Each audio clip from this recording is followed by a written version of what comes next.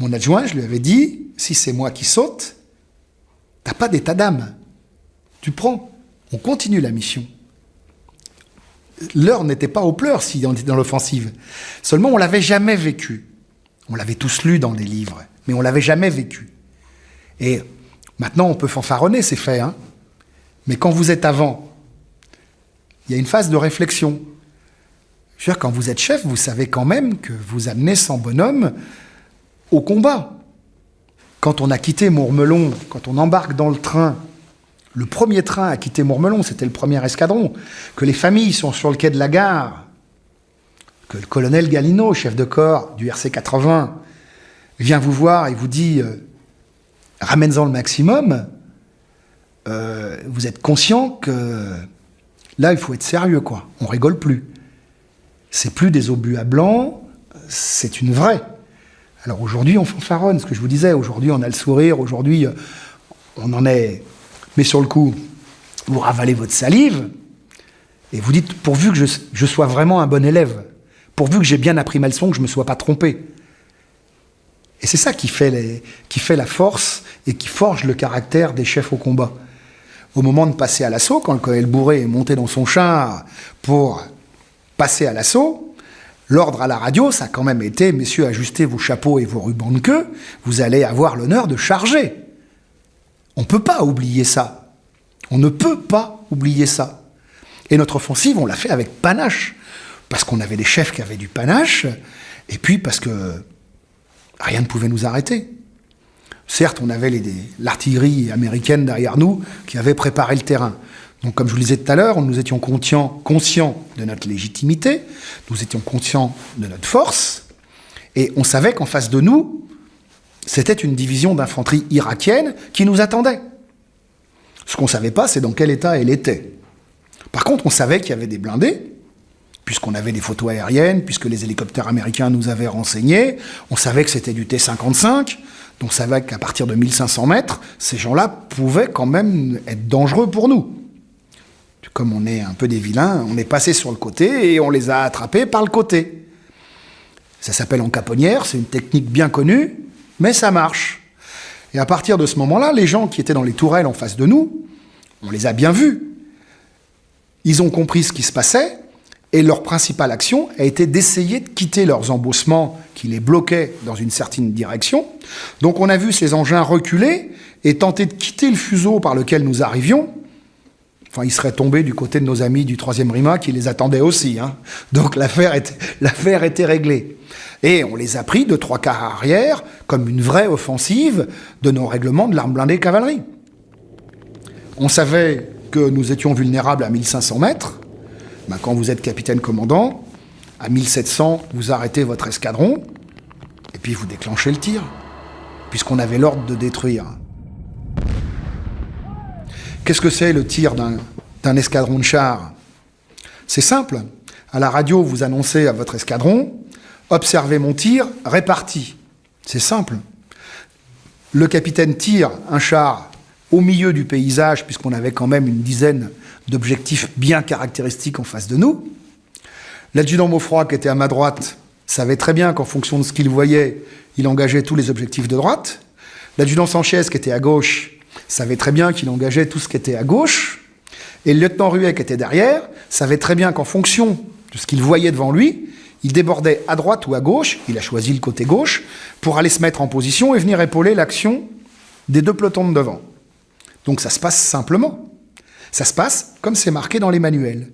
Et c'est ce que je me suis évertué à expliquer à nos camarades quand nous sommes rentrés, c'est que l'entraînement que nous avions, Suippes, Mailly, Mourmelon et les camps de Cangers, était un excellent entraînement. Et que les équipages que nous qualifions d'opérationnels en temps de paix étaient réellement opérationnels sur le terrain.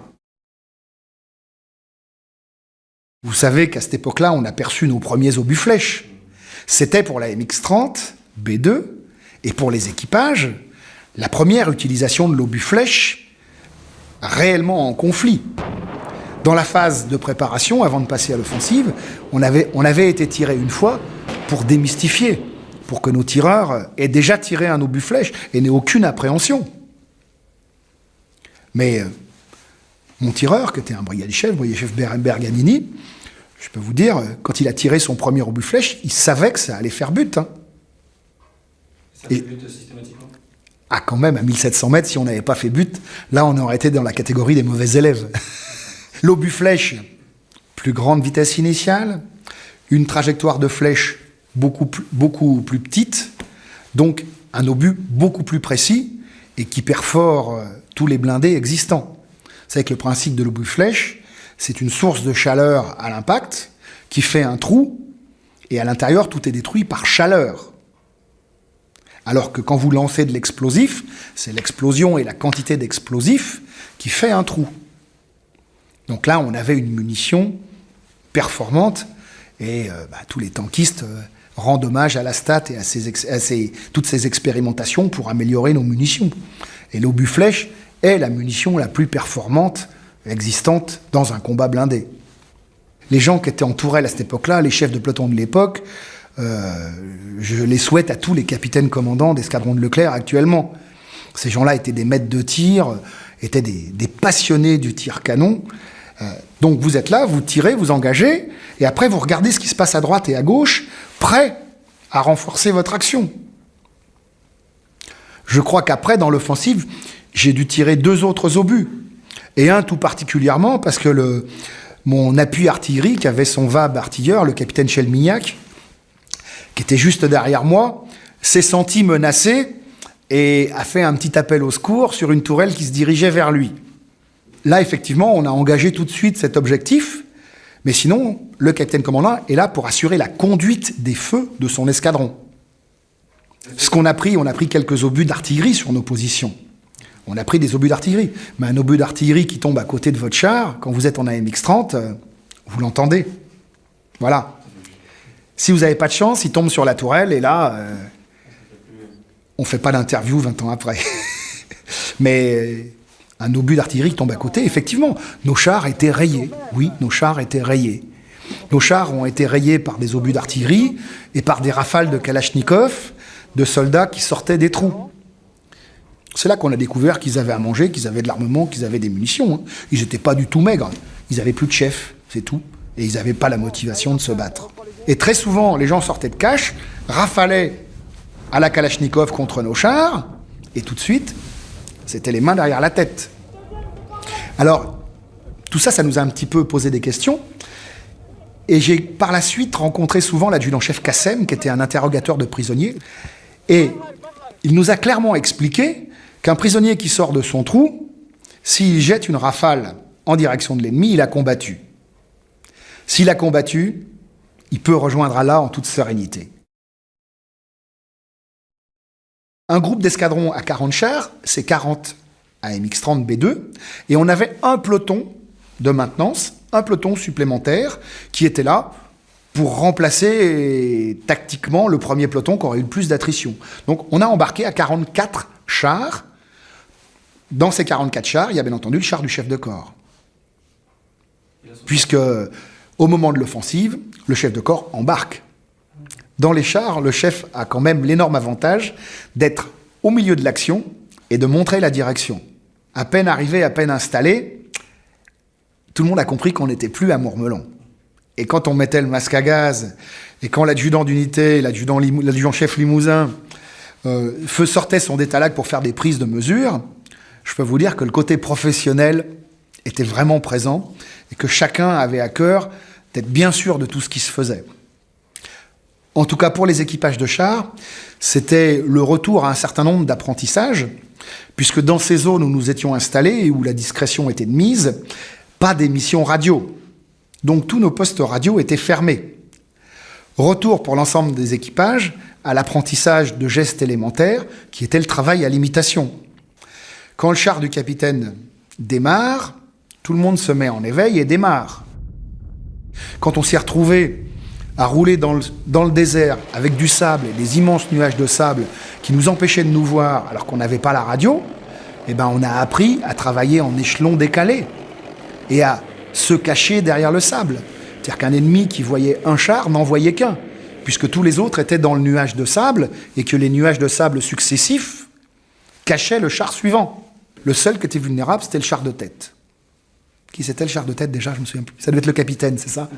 Mais voilà, mais on aimait bien et j'avais un pilote qui était aussi mon président des EV, le brigadier chef Antoine, qui aimait bien être devant quand même.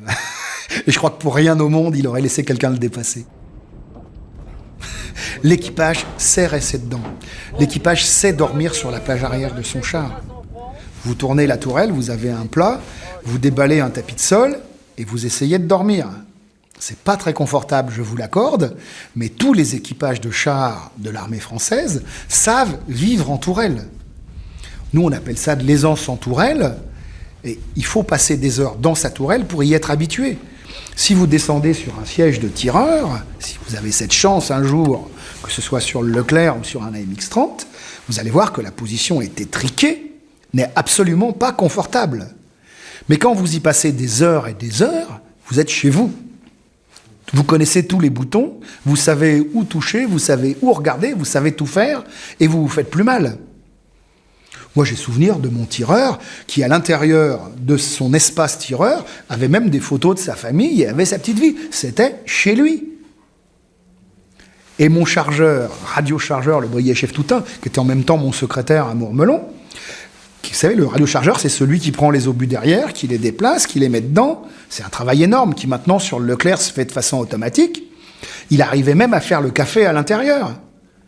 On a fait une offensive où, pendant l'offensive, mon chargeur m'a passé un café. C'est la vie du tankiste, ça. Il y a une âme, il y a une vie, il y a ce qu'on appelle un équipage. Et un équipage, c'est pas une famille, c'est pas des copains, c'est un équipage. Et cette notion d'équipage que nous avions à l'époque et qui, je pense, existe encore chez nos camarades du Leclerc aujourd'hui, c'est une entité, c'est un seul. On parle d'un équipage.